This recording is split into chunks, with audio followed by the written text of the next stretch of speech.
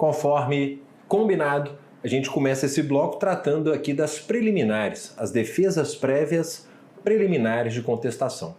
Quero começar fazendo um destaque que quando a gente olha para o artigo 337, que fala das matérias que o réu deverá trazer antes de discutir o mérito, a gente pode fazer uma classificação das preliminares em preliminares dilatórias, peremptórias e dilatórias potencialmente peremptórias.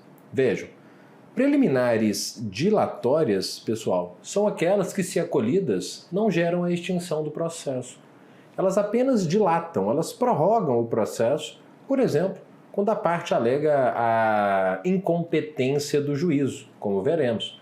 O juiz não extingue o processo por incompetência, mas ali haverá apenas uma dilação do procedimento. Ao contrário, as preliminares peremptórias são aquelas que, se acolhidas, extinguem o processo, como, por exemplo, uma preliminar de coisa julgada. E, por fim, as dilatórias potencialmente peremptórias são aquelas preliminares que evidenciam a existência de um vício processual sanável, mas que, se não for sanado, gera a extinção do processo. Então, ela inicialmente é dilatória, mas tem ali o potencial de ser considerada peremptória. Vamos tratar então dentro dessa classificação de cada uma delas, começando pelas dilatórias. A primeira preliminar dilatória é a inexistência ou nulidade da citação. Isso porque, se o juiz reconhece algum defeito na citação, ele não vai extinguir o processo. Se ele reconhece um defeito na citação, ele vai apenas reabrir, reoportunizar a apresentação de contestação pelo réu. Então, uma defesa prévia, preliminar, dilatória. Assim como a preliminar de incompetência, seja a incompetência absoluta, em razão da matéria, em razão da pessoa, a competência em razão da função, ou a incompetência relativa, em razão do território ou em razão do valor. A incompetência, percebam, ela é uma preliminar dilatória, já que, vale lembrar, o próprio CPC, lá no artigo 64, parágrafo 3º, destaca que, se a alegação de incompetência for acolhida, os autos serão remetidos ao juízo competente. Serão remetidos ao juízo competente, percebam, não havendo, portanto, falar em extinção do processo. E a propósito, Gustavo, remetidos os autos ao juízo competente, o que acontece com aquelas decisões que já foram proferidas pelo juízo incompetente? Não custa nada lembrar, né? Que, salvo decisão em contrário do próprio juiz, conservar-se-ão os efeitos da decisão proferida pelo juízo incompetente, até que, se for o caso, outra seja proferida pelo juízo competente. Então, uma primeira observação importante que eu estou tirando aqui do artigo 64 do CPC sobre a preliminar de incompetência. Mas, ainda mais importante, sempre que você passar pela preliminar de incompetência, é você lembrar do que diz o artigo 340. Por quê? Porque o artigo 340 diz que, se o réu alegar a incompetência, ou se havendo alegação de incompetência pelo réu, a contestação ela poderá ser protocolada no foro do domicílio do réu, fato que será imediatamente comunicado ao juiz da causa, preferencialmente por meio eletrônico. Veja, pense comigo, uma ação proposta contra um réu numa comarca A, mas ele tem domicílio numa comarca B. O que a lei está permitindo aqui é que o réu, antes mesmo da audiência de conciliação ou de mediação, ele já apresente lá no foro do seu domicílio a contestação. Até para que ele não tenha que se deslocar ao foro da causa para realizar a audiência e só depois contestar. Antes da audiência, ele já apresenta a contestação no foro do seu domicílio, fato esse que será imediatamente comunicado ao juiz da causa, que então fará o quê? Vamos pensar? Veja, feita essa alegação, apresentar essa contestação no foro do domicílio do réu, esse juízo remeterá essa contestação ao juízo da causa que vai suspender a realização daquela audiência e proferir uma decisão sobre a competência, decidindo então se a competência é dele ou lá do foro do domicílio do réu. Fato é que, seja onde for, será então, após essa decisão, designada uma nova data para a audiência, naquele juízo que, por fim, foi reconhecido como o competente. Então, bastante cuidado com essa nossa penúltima preliminar dilatória, a preliminar da incompetência. Penúltima, porque a última está chegando, a importantíssima preliminar de conexão. E quando que duas causas ou mais são conexas? Aí você precisa lembrar o artigo 55, né?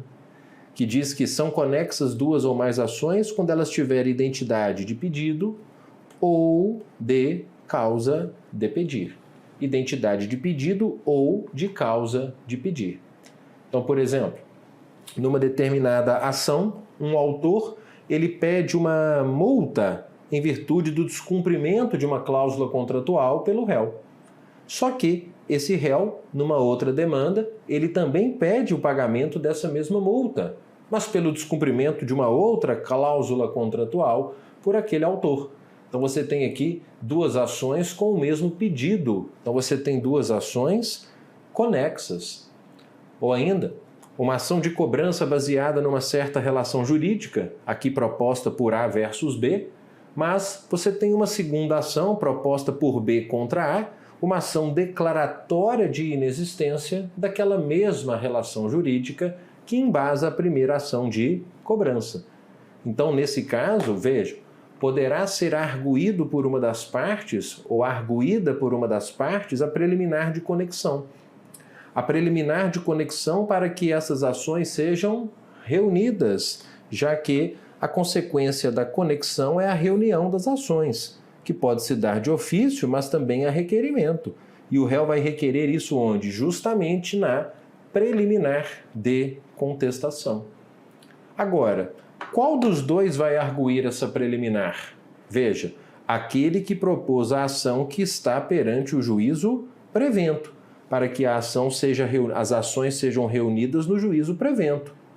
E qual é o juízo prevento? Bom, a gente extrai dos artigos 58 e 59 que a reunião das ações ela far-se-á no juízo prevento, entendido como aquele em que o registro ou distribuição da inicial tenha se dado em primeiro lugar.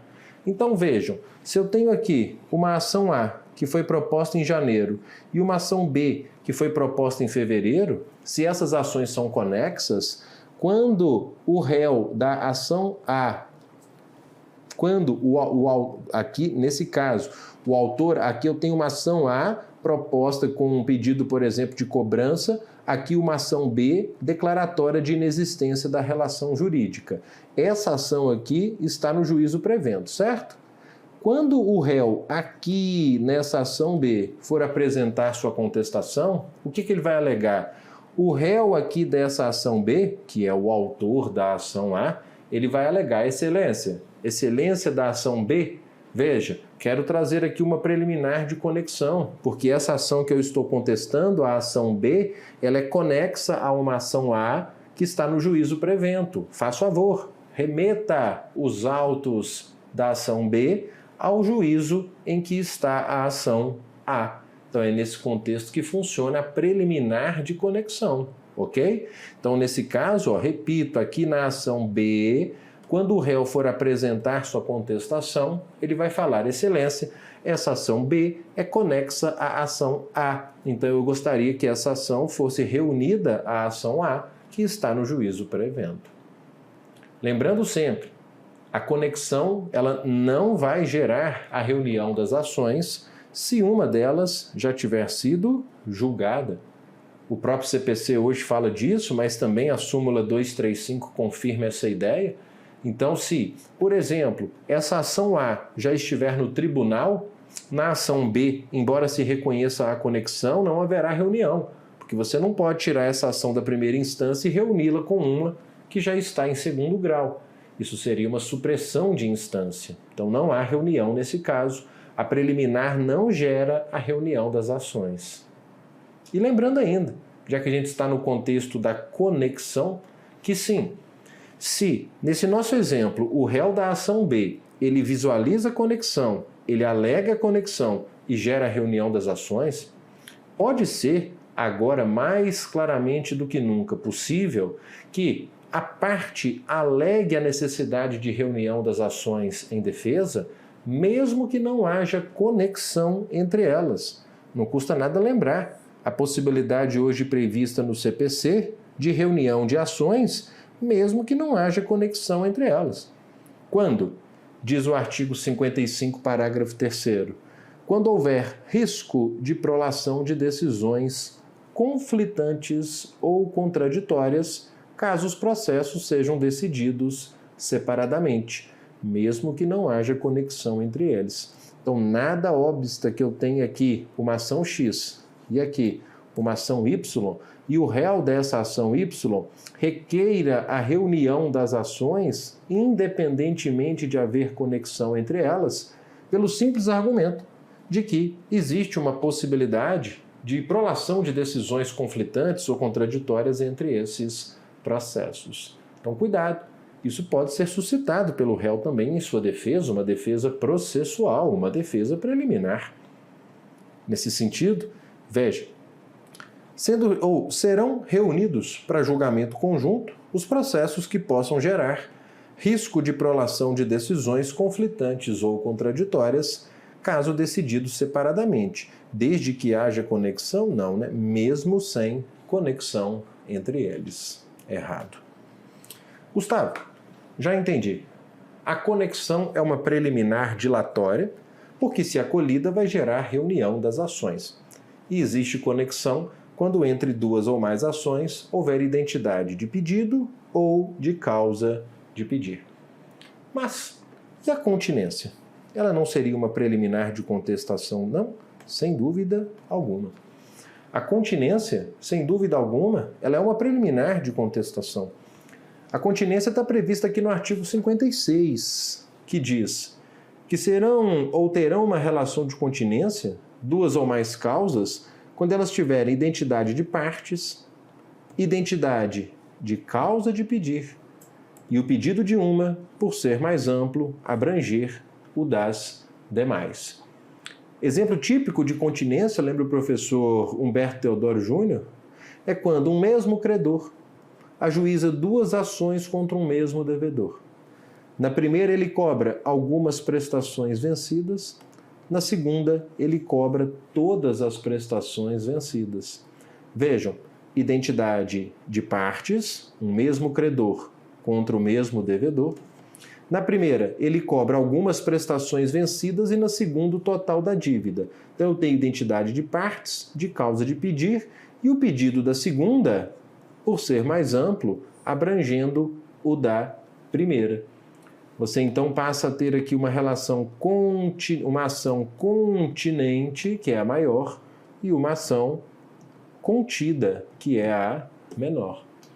Gustavo, e por que o código não diz que a continência é uma preliminar de contestação? Porque se tem que entender que a continência ela é uma espécie de conexão. Pensa comigo. A conexão não é quando há identidade de pedido ou de causa de pedir? Ok, ó. Causa de pedir. Então, se duas ações têm a mesma causa de pedir, elas não têm uma relação de conexão? Ora, na continência, perceba, necessariamente, eu tenho a identidade de causa de pedir. Então, se duas ações têm uma relação de continência, como nesse caso, esse caso que eu apaguei, elas já têm uma relação de conexão. A continência é uma espécie de conexão.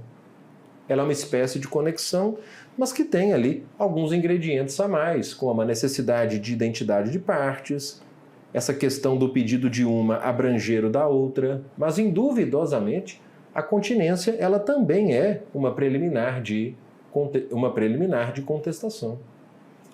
E o que vai acontecer caso o réu alegue a continência em contestação? Cuidado! Se eu tenho aqui uma situação em que há uma ação continente e uma ação contida, a consequência para a continência nem sempre é a reunião das ações. Porque o artigo 57, ele vai dizer, vamos dividi-lo em duas partes. Perceba, quando houver continência e a ação continente tiver sido proposta anteriormente, então primeiro foi proposta a ação continente e em segundo foi proposta a ação contida. Nesse caso você não vai reunir, nesse caso você vai extinguir sem resolução de mérito a segunda. Afinal, tudo que se pede na segunda está sendo pedido na primeira. Então, ainda que o réu alegue em contestação a continência, ela não vai gerar a reunião. Agora vamos inverter? Caso contrário, as ações serão reunidas. Caso contrário, entenda-se. Em primeiro lugar, propôs-se a contida e depois propôs-se a continente. Aí, nesse caso, você não pode extinguir a segunda. Aí você tem que reunir as ações. Reunir onde? No juízo prevento. Tá bom? Ótimo. Só para ilustrar, dá uma olhada comigo nesse exemplo aqui, em que há uma discussão sobre continência, nessa prova da FGV, só para deixar bem clara essa discussão, quando se diz que João propôs uma ação declaratória de inexistência de dívida em face de Paulo. Então, você tem aqui uma ação do João versus o Paulo.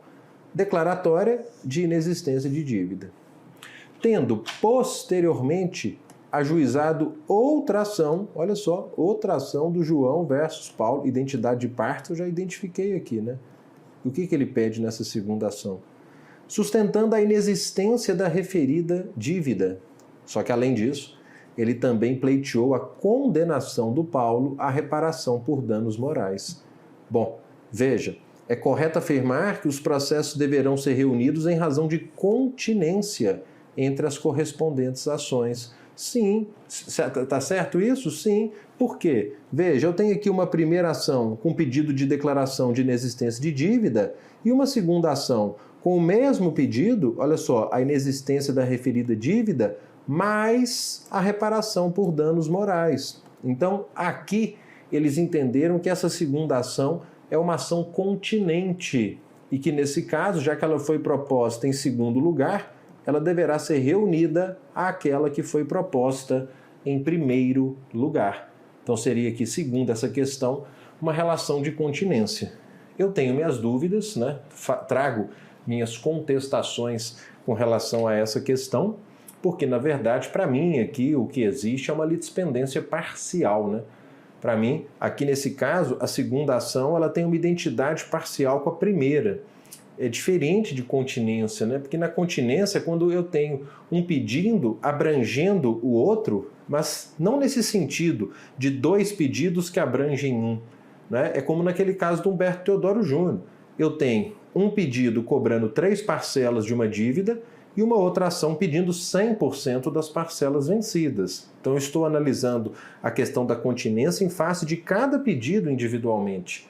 Para mim, se eu tenho um pedido A na ação número 1 e na ação número 2 eu tenho pedidos A mais B, o que existe de fato não é uma continência. Em verdade, o que existe aqui é uma litispendência parcial, devendo nesse segundo processo ser apenas extinto aquele pedido que se repete na primeira. Então, para mim, um pouco questionável o reconhecimento aqui de de continência entre essas ações, tá bom? Com o que a gente fecha o rol das preliminares dilatórias, que demandaram aqui algumas considerações adicionais, e agora mais rapidamente a gente fala sobre as preliminares peremptórias. As preliminares peremptórias, que são aquelas que vão extinguir o processo sem resolução de mérito, caso acolhidas. E vejam como são simples. Preliminar de inépcia da inicial. Então, o juiz vai indeferir a inicial em virtude da inépcia. Preliminar de perempção, quando eu tenho a perempção que uma mesma ação ela já foi proposta, o autor abandonou, o autor propôs de novo, abandonou pela segunda vez, propôs pela terceira vez, abandonou pela terceira vez, aí eu tenho a perempção. Se ele ajuiza pela quarta vez, o réu vai alegar em contestação perempção. Litispendência, 2 ações idênticas em curso. Coisa julgada, 2 ações idênticas com uma já decidida. Convenção de arbitragem, que também vai desencadear a extinção do processo. E ainda, ausência de interesse processual ou de legitimidade. Aqui a gente vai trazer uma discussão. Quanto à ausência de interesse processual, tudo ok. Se o réu alega em defesa que o autor não tem interesse processual, por não haver, por exemplo, a necessidade da intervenção jurisdicional para resolver aquela questão, o juiz vai extinguir o processo. Ou, por exemplo, ele alega a falta de interesse pela inadequação do procedimento, já que o autor está pleiteando, por exemplo, a reintegração da posse, uma ação de reintegração de posse de um imóvel locado, quando na verdade ele deveria ter proposto uma ação de despejo, aí tudo bem, causas de extinção do processo por falta de interesse. Agora, cuidado com a questão da ilegitimidade. Porque se eu estou pensando em ilegitimidade ativa, veja, naturalmente, aí se o juiz reconhece a ilegitimidade do autor, ok, extinção do processo sem resolução de mérito. Agora, cuidado com a questão da legitimidade passiva.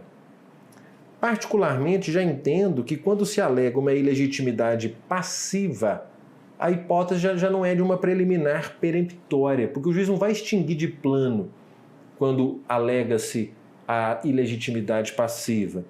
Por isso que eu vou jogar a falta de legitimidade passiva aqui, na verdade tem um erro material, né? É letra C. Para as preliminares dilatórias potencialmente peremptórias, porque você não vai esquecer do que vem agora. Olha só, se o réu ele alega ilegitimidade passiva, primeiramente você tem que conectar esse assunto com a seguinte reflexão, que o artigo 339 dispõe que se o réu alegar sua ilegitimidade, ele tem que indicar, veja, ele vai dedurar, né, quem é o verdadeiro legitimado. Inclusive, sob pena de não o fazendo, arcar com as despesas processuais e indenizar o autor pelos prejuízos. E vejam, alegada a ilegitimidade passiva, o juiz não vai extinguir de plano, analisar e extinguir de plano esse processo. O juiz vai mandar ouvir o autor, que pode, em 15 dias, adotar uma das seguintes posturas. Primeira, não mexer em nada. Ele mantém apenas o réu. E aí o processo segue entre o autor e o réu originário. Segunda, é absolutamente oposta à primeira. É concordar com o réu e substituí-lo por aquele terceiro indicado. O réu sai, entra o terceiro. E esse réu que sai, ele será reembolsado das despesas e o seu advogado receberá honorários entre 3% e 5% sobre o valor da causa. Ou, se o valor da causa for irrisório, aí então será fixado por equidade. Ou, por fim, poderá ainda o autor manter o réu e incluir aquele terceiro indicado, fazendo ali um litisconsórcio passivo ulterior. Aí segue o processo entre os três. Então vejam que a alegação de ilegitimidade passiva, ela então nos exige uma conexão com os artigos 338 e 339, que traz esse cenário de possibilidades. Tá certo? Seguindo nas preliminares dilatórias potencialmente peremptórias, a gente tem aqui a incapacidade da parte, o defeito de representação ou a falta de autorização. Veja, imagine que a parte ré alega que o condomínio não está representado pelo síndico, ou ainda o réu alega que o autor não trouxe autorização conjugal para propor uma ação que verse sobre direito real imobiliário. Nesse caso, se o juiz acolhe essa preliminar, ele não vai extinguir o processo. Ele vai oportunizar ao autor ou a regularização daquele vício de representação, ou que ele traga a autorização exigida pela lei, sob pena de extinção. Então, ela é dilatória, potencialmente peremptória. Assim como a falta de caução ou de outra prestação que a lei exige como preliminar. Falta de caução, você pode usar como exemplo o artigo 83, que diz que se, por exemplo, um autor é estrangeiro e vai propor uma ação no Brasil, ele tem que prestar uma caução relativa às custas e aos honorários advocatícios. Se ele não o fizer, o juiz o intima para fazê-lo sob pena de extinção. Então, ela é uma preliminar dilatória, potencialmente peremptória. O réu alega, o juiz oportuniza a correção do vício sob pena de extinção.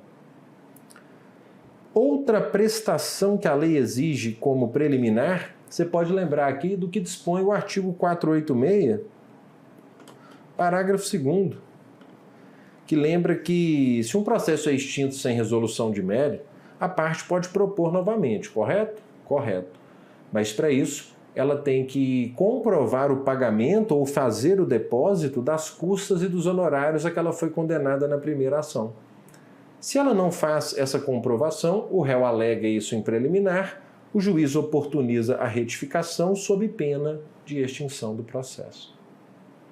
E por fim, aqui algumas novidades do CPC 2015, né? Como a incorreção do valor da causa, que deixou de ser um incidente processual, passando a ser uma preliminar, é dilatória potencialmente peremptória, porque se o juiz acolhe, ele não vai extinguir o processo, ele vai corrigir o valor da causa e intimar o autor para recolher custas complementares sob pena de extinção, assim como, né, a indevida concessão da gratuidade de justiça. Porque se o réu alega que o autor não tem direito à gratuidade de justiça e o juiz acolhe, o juiz ele revoga a gratuidade e intima o autor para o recolhimento de custas. Então, também dilatória, potencialmente peremptória. Lembrando que dessas preliminares, o juiz conhecerá de ofício apenas da convenção. Ele conhecerá de ofício de todas as preliminares, à exceção das preliminares de incompetência relativa e de convenção de arbitragem. Cuidado, vou repetir. As preliminares, de forma geral, são matérias de ordem pública. Então, o juiz pode conhecer de ofício, coisa julgada, litispendência, etc. Agora, incompetência relativa e convenção de arbitragem, essas duas, só mediante arguição do réu. Fechado? Dá uma olhada a propósito sobre o tema comigo, nessa prova aqui de procurador, em que se diz: são alegadas na preliminar da contestação, mas não podem ser conhecidas de ofício. Quais que não podem ser conhecidas de ofício? Nulidade de citação? Pode. Incompetência absoluta? Com toda certeza pode. Convenção de arbitragem? Realmente não pode. E incompetência relativa? Opa, letra B. Todas as demais: litispendência, perempção, ilegitimidade, falta de interesse, perempção, incorreção do valor da causa, todas as demais são matérias de ordem pública, matérias conhecíveis de ofício. Com o que a gente fecha, então, esse bloco que ficou totalmente dedicado ao estudo das preliminares. A gente volta para fechar a contestação, falando de alguns temas finais e entrar aqui na reconvenção. Caminhando para o fim aqui das nossas reflexões sobre a contestação, eu queria partir de um artigo específico que é o 341, que é um artigo que fala sobre o ônus da impugnação especificada e estabelecer uma relação desse dispositivo com a questão da fazenda pública. Veja, ônus da impugnação especificada e a fazenda.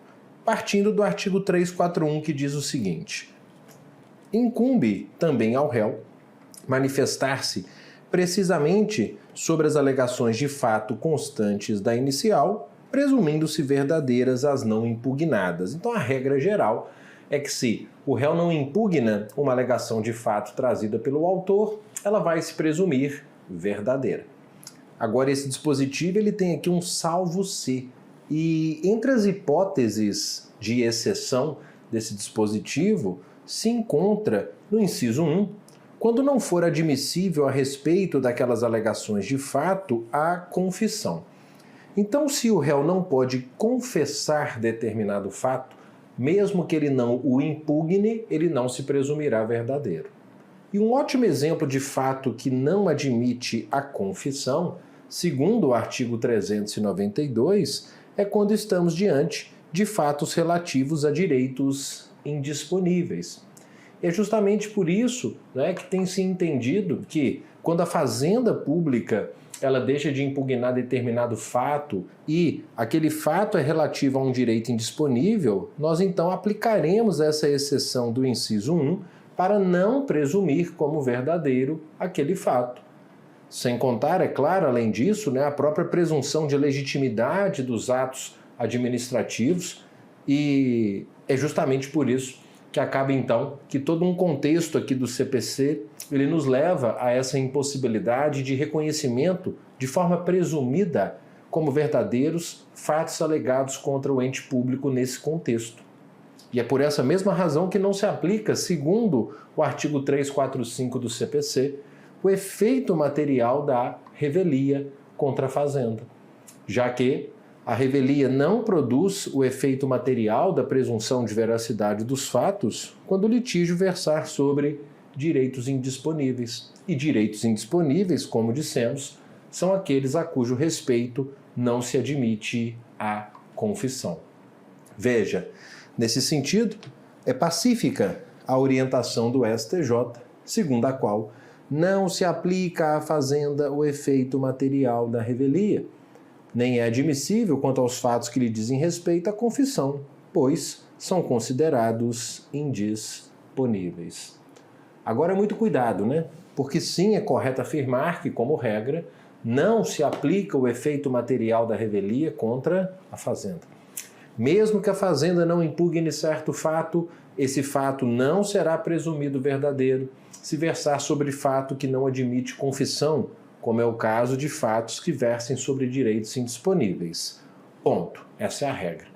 Agora vale lembrar que a jurisprudência do STJ reconhece que pode sim haver incidência do efeito material da revelia contra a fazenda numa situação específica. Qual é? Como a gente extrai aqui do informativo 508, quando ele diz: incidem os efeitos materiais da revelia contra o poder público quando ele deixa de contestar o pedido e está em litígio uma obrigação de direito privado. Uma obrigação de direito privado firmado pela administração e não um contrato genuinamente administrativo. Então, se o ente público está numa relação de direito privado, uma relação de locação, por exemplo, ela então, caso acionada e não conteste ou não impugne certo fato, haverá sim, nesse caso, uma presunção de veracidade. Sobre o tema, veja, Procurador Jurídico, VUNESP 2019, incidem, aqui na verdade eu não vou nem tomar o seu tempo, a VUNESP, ela basicamente copiou e colou os termos desse julgado do informativo 508, uma alternativa correta.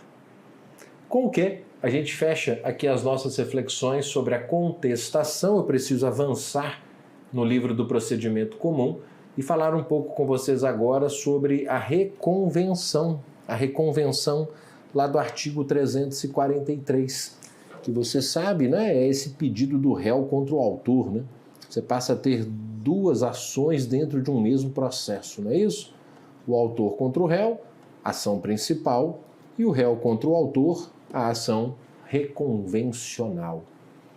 Agora, sempre importante lembrar que para que a reconvenção possa ser apresentada, o réu deverá preencher alguns requisitos.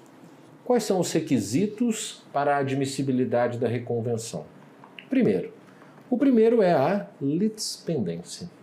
Litispendência aqui, entendida como existência de uma lide pendente. A litispendência como um efeito da citação válida, previsto lá no artigo 240, no sentido de que a citação válida ela completa a relação processual entre o juiz, o autor e o réu, estabelecendo ali uma lide pendente entre eles. Então a litispendência aqui não está naquele sentido de duas ações idênticas em curso, tá bom? Mas lide pendente nesse sentido que eu acabei de expor, no sentido de que após a citação nós temos aqui o estabelecimento de uma lide pendente entre juiz, autor e réu. Segundo requisito, o da competência. Veja, eu preciso que o juízo da ação principal tenha competência para julgar a reconvenção. Então não se pode imaginar, por exemplo, que numa ação que tramite numa vara civil, o réu apresente uma reconvenção com um pedido cuja análise seja de competência da vara de registros públicos. Então é necessário que o juízo da ação principal tenha competência para também analisar o pedido reconvencional. Um terceiro requisito, a uniformidade procedimental. Como assim? O procedimento da reconvenção ele tem que ser adequado ao procedimento da ação principal. Não se pode, por exemplo, numa ação de procedimento especial, apresentar uma reconvenção que deva seguir o procedimento comum, a menos que haja ali alguma previsão no sentido de que nessa ação de procedimento especial, após a contestação, ela se converta para o procedimento comum, como no caso de uma ação monitória, por exemplo, aí vai caber a reconvenção. Assim como também não se admite que numa ação de procedimento comum o réu apresente uma reconvenção de procedimento especial, a menos que ele abra mão desse procedimento especial e opte reconvir pelo procedimento comum, nas hipóteses em que isso é permitido, nas hipóteses em que se pode abrir mão do procedimento especial para fazer com que a ação siga pelo procedimento comum. E o quarto e mais importante requisito que a gente extrai do próprio artigo 343, que é a conexão com a ação principal ou com o fundamento de defesa. Veja, o artigo 343 fala que o réu pode reconvir para manifestar uma pretensão própria conexa com a ação principal ou conexa com o fundamento da defesa. Então agora a gente vai estudar quando que uma reconvenção ela é conexa à ação principal e quando que ela é conexa com o fundamento de defesa. Vamos dividir isso para melhor entender? Vamos começar entendendo aqui quando que a reconvenção ela é conexa à ação principal. Então ele está dizendo que eu posso reconvir se a reconvenção for conexa à ação principal. Quando que uma ação é conexa à outra? Bom, a gente pode começar pelo artigo 55, que fala que haverá conexão quando a ação e a reconvenção, nesse caso, tiver a mesma causa de pedir ou o mesmo pedido. Então você pode imaginar uma reconvenção com o mesmo pedido da ação. A reconvenção com o mesmo pedido da ação. Como, por exemplo, o autor pede a rescisão contratual por culpa do réu, e o réu apresenta a reconvenção pedindo a mesma coisa, mas alegando culpa do autor. Então, nesse caso, você teria aqui uma reconvenção conexa à ação principal por identidade de pedido. Assim como também você pode imaginar uma reconvenção conexa à ação principal por identidade de causa de pedir, como, por exemplo, nesse caso do informativo 146. Veja, em que o autor devedor pleiteou a anulação de cláusulas de um contrato bancário. Já o banco credor, na reconvenção, pediu a condenação do autor ao pagamento do débito. Essa reconvenção ela é conexa à ação principal, não pelo pedido, mas por identidade de causa de pedir. Agora um cuidado. Muitos sustentam que a conexão aqui, a que se refere o artigo 343, não é necessariamente a mesma conexão do artigo 55, que exige a identidade de pedido ou de causa de pedir. Há quem admita a reconvenção, nessa hipótese, ainda que haja um vínculo mais singelo, um vínculo mais fraco entre a reconvenção e a ação principal, dando aqui um outro sentido à ideia de conexão, bastando existir uma simples afinidade de questões entre o que se debate na ação e na reconvenção. Essa é uma tese muito difundida, muito embora a gente também possa pensar aqui nessa conexão mais num sentido estrito de identidade de pedido ou de causa de pedir. Agora, você viu comigo que o 343 também permite a reconvenção que seja conexa com o fundamento de defesa. Como assim? A reconvenção ela é conexa com o fundamento de defesa quando os fatos trazidos pelo réu lá na sua contestação, eles servem de fundamento para que ele formule um pedido contra o autor. Um ótimo exemplo ocorre na compensação. Imagine que o autor pede 10 e o réu alega compensação como defesa, dizendo que é credor de 15. Ele pode reconvir para cobrar esses 5. Ou ainda, numa ação de cobrança, em que o autor pede 10 mil contra o réu, e o réu em defesa traz como fundamento a coação. Aí ele pede a improcedência do pedido e em reconvenção danos morais. Você tem aqui uma reconvenção conexa com o fundamento de defesa. Por quê? Porque os fatos trazidos pelo réu servem de fundamento para que ele formule um pedido em desfavor do autor. Eu sempre costumei usar, ou costumava usar como um bom exemplo de reconvenção conexa com o fundamento de defesa, aquela situação do pedido da repetição em dobro do indébito.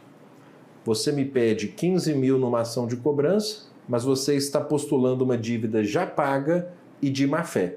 Esse é o meu fundamento de defesa.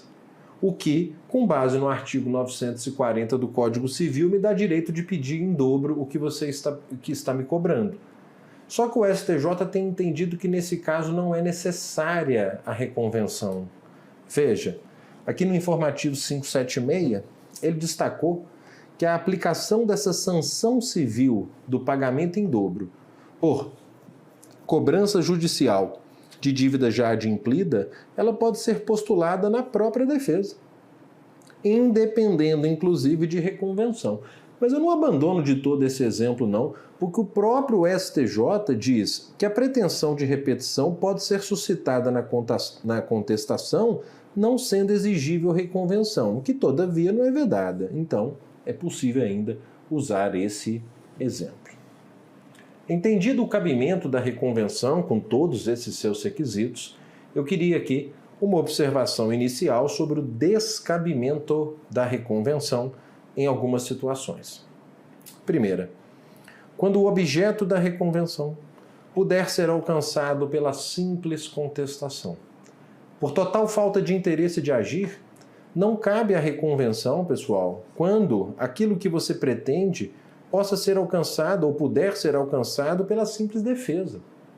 Como numa ação de cobrança, em que, imagine, o réu reconvém para a declaração da prescrição. Não precisa. Por quê? Porque esse objetivo pode ser alcançado pela simples contestação. Falta aqui interesse de agir. Ou mesmo em ações declaratórias, em que o réu pretende apenas negar aquele direito que o autor pretende ver declarado. Então, não cabe reconvenção, porque esse objetivo pode ser alcançado pelo simples acolhimento da sua defesa. Veja, se o autor postula na inicial declaração de nulidade de cláusula, é uma ação declaratória, tá certo?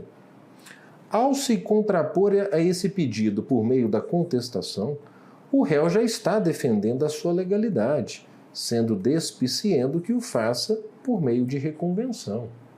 Mais uma vez, a gente percebe que aqui o efeito prático almejado pela reconvenção pode ser alcançado com a simples contestação. Mas agora cuidado. E se nesse caso, além da declaração de validade do negócio, o réu, ele quiser, por exemplo, pedir o cumprimento de uma obrigação com o pagamento de uma dívida, aí já é diferente. Aí já cabe a reconvenção. Veja, é possível a reconvenção pelo réu credor para a cobrança da dívida, no bojo de uma ação declaratória de nulidade de cláusula movida pelo autor devedor, aqui em face de uma conexão entre elas. Percebam, repito, além da declaração da validade de uma cláusula, o réu está querendo o cumprimento da obrigação como um pagamento. Aí cabe a reconvenção. É por isso que o Supremo teve que editar a súmula 258, dizendo que cabe reconvenção em ação declaratória. Mas nesse contexto, quando o efeito prático almejado por ele não puder ser obtido com a simples contestação, como nesse caso, onde ele não quer só declarar a validade do contrato ou da cláusula, ele quer receber um valor, aí cabe a reconvenção. Lembrar também do descabimento da reconvenção no âmbito do procedimento sumaríssimo, nos juizados especiais, em que o réu ele pode fazer pedido contra o autor na própria contestação, sem necessidade de reconvenção. Tudo aqui nos termos do artigo 31 da Lei dos Juizados, que diz que não cabe a reconvenção. Mas o réu pode, na contestação, formular pedido em seu favor, né? É o chamado pedido contraposto, que se difere da reconvenção por isso aqui, ó, porque para o pedido contraposto é necessário que ele esteja fundado nos mesmos fatos que constituem objeto da controvérsia. Existe uma limitação cognitiva no pedido contraposto. O réu não pode trazer fatos novos para embasar o pedido contraposto. Então, se trata de uma ação no juizado em que o pedido é um pedido de indenização por danos materiais em decorrência de um acidente de veículo, o réu ele pode até apresentar um pedido contraposto, mas desde que seja baseado no mesmo fato. Ele não pode introduzir um fato novo, porque isso acaba ampliando a dilação probatória do procedimento sumaríssimo e acaba sacrificando a própria celeridade, tá certo? Então, o pedido contraposto ele também é uma formulação de pretensão do réu contra o autor, mas que tem essa restrição cognitiva de só poder ser admitido se baseado nos mesmos fatos que constituem o objeto da controvérsia. A propósito dessa confusão, pedido contraposto, reconvenção que pode ser feita, aqui no informativo 702, o STJ nos traz uma decisão importante, quando ele disse que a equivocada denominação de pedido ou do pedido reconvencional como pedido contraposto, então o sujeito estava fazendo uma reconvenção, mas chamou a reconvenção de pedido contraposto. Ele diz que isso não impede, tá, o regular processamento da pretensão, desde que ela esteja bem delimitada na contestação. Aqui pela própria ideia, né, da instrumentalidade das formas, né, que rege essa conclusão aqui. Muito bem. Um outro ponto que eu quero destacar diz respeito à legitimidade da reconvenção, porque o Código agora nos traz uma possibilidade de a reconvenção ela ser proposta contra autor e terceiro, né? É o réu propondo a reconvenção contra um autor e um terceiro. É uma chamada reconvenção com ampliação subjetiva. Então o réu ele reconvém contra o autor e inclui um litisconsorte. Quer um exemplo? Veja bem, aqui o FPPC, no enunciado 46, nos traz um exemplo quando diz que a reconvenção pode veicular um pedido de declaração de uso capião. Então, autor contra réu, e o réu ele vai pleitear a uso capião em reconvenção. Só que ele vai ampliar subjetivamente o processo, até porque na ação de uso capião é preciso formar aqui, né, esse litisconsórcio. E também é possível a reconvenção ser proposta pelo réu em litisconsórcio com o terceiro, né? Réu e terceiro reconvindo contra o autor. Que é um bom exemplo em que isso aconteceu numa prova de advocacia pública. Olha um exemplo desse cenário aqui do parágrafo 4º, nessa questão de procurador do estado de Rondônia.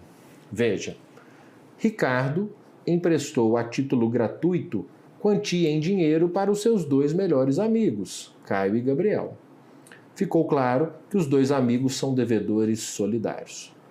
Ao termo do contrato, ambos os devedores se mostraram inertes frente ao credor, o que o levou a ajuizar a ação de cobrança. Então, Ricardo propôs uma ação de cobrança e colocou no polo passivo apenas o Caio, pois sabia que Gabriel não tinha condições.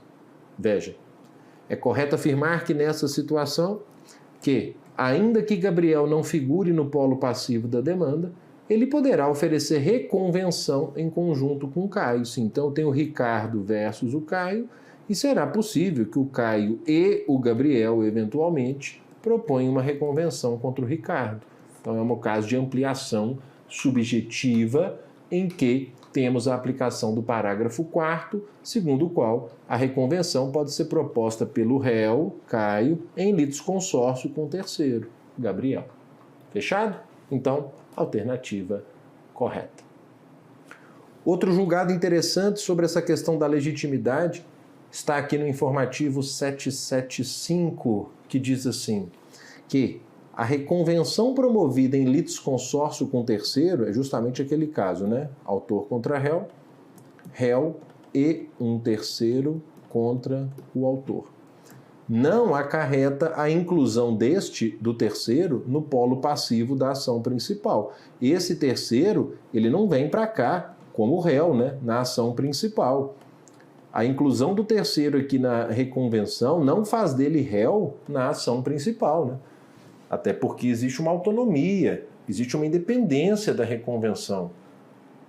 A ampliação subjetiva aqui que foi promovida por essa reconvenção, ela não vai modificar os polos da ação principal, né? De forma que as questões que estão sendo debatidas na ação, elas vão ficar restritas às partes originárias, né? Não vai se estender ao terceiro, que aqui é parte só na demanda reconvencional. Faz sentido? Muito bem.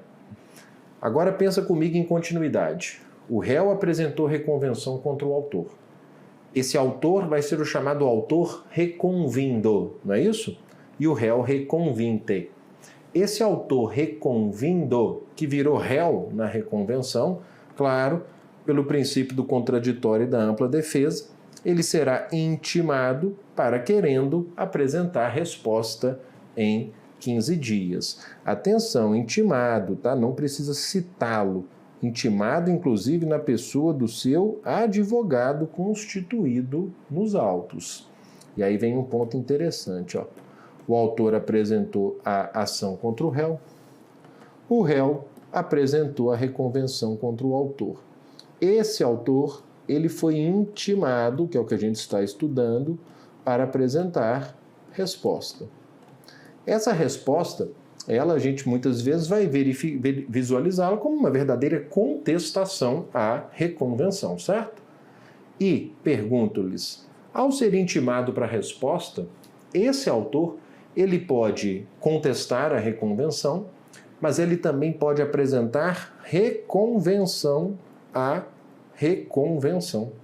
Veja bem, é a chamada reconvenção sucessiva, né? Então, o autor ele foi intimado para responder à reconvenção, ele contesta a reconvenção e apresenta uma reconvenção à reconvenção. Desde que essa reconvenção à reconvenção, ela seja justificada, né? Ela tenha surgido em decorrência daquilo que o réu alegou na contestação, não é isso? Ou na primeira reconvenção. Tem que ser algo que ele já não podia trazer desde o início. Veja, o STJ, para tentar melhorar um pouco esse entendimento, aqui no informativo 680, diz assim: é admissível a reconvenção sucessiva, também chamada de reconvenção à reconvenção, só que cuidado, porque tem um desde que. Desde que a questão que justifique a propositura tenha surgido na contestação ou na primeira reconvenção. Então, olha só, o autor contra o réu, aí o réu, ele contestou e apresentou reconvenção. A depender do que ele trouxe na contestação ou na primeira reconvenção, ele pode dar margem ao autor para propor uma reconvenção à reconvenção, uma reconvenção sucessiva. Ah, Gustavo, está tão abstrato. Beleza, trouxe um exemplo para você. Olha um exemplo de reconvenção à reconvenção. Veja, pense numa ação de cobrança. Então, autor contra o réu. O réu reconvinte, olha, o réu apresentou reconvenção, alegando compensação por ter prestado serviço ao autor e pediu a condenação pelo saldo restante. Então, numa ação de cobrança de 15 mil, o réu em contestação disse, eu tenho direito a 20. Então, ele fez uma reconvenção pedindo 5.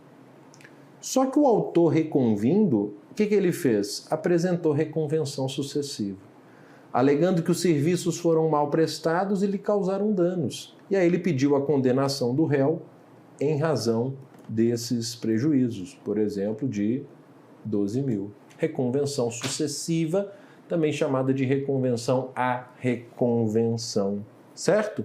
Possível? Possível. No procedimento comum, sim, essa é a regra. Existe só uma exceção expressa lá na ação monitória em que isso não é admitido. Mas no procedimento comum não há restrição. Sobre o tema, Procurador Jurídico, VUNESP 2022, não é possível ao autor propor reconvenção da reconvenção. Pode sim, senhor. Tá bom? Muito bem. Ótimo. Então, pessoal, vale ainda lembrar, apenas aqui a título de algumas considerações finais sobre a reconvenção, né, que a reconvenção ela ainda tem aquela autonomia em face da ação principal. Não custa nada lembrar que se por algum motivo a ação principal for extinta, até mesmo pela desistência por parte do autor, a reconvenção prossegue, porque ela tem essa autonomia.